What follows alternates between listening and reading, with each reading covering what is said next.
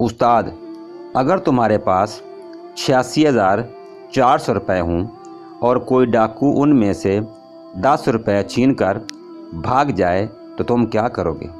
क्या तुम उसके पीछे भागकर अपनी लूटी हुई 10 रुपये की रकम वापस हासिल करने की कोशिश करोगे, या फिर अपने बाकी के बचे हुए 86,390 रुपये को हिफाजत से लेकर अपने रास्ते पर चलते रहोगे?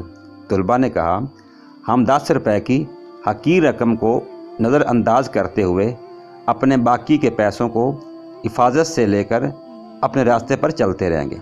उस्ताद ने कहा, तुम्हारा बयान और मुशाहिदा दुरुस्त नहीं।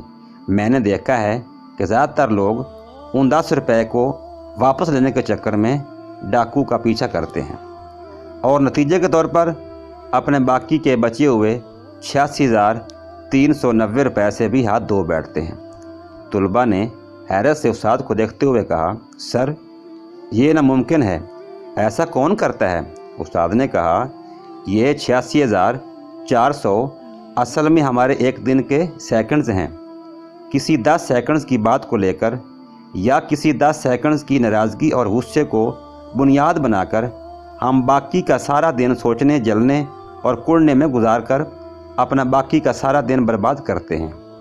ये वाले 10 सेकंड्स हमारे बाकी बचे हुए 86,390 सेकंड्स को भी खाकर बर्बाद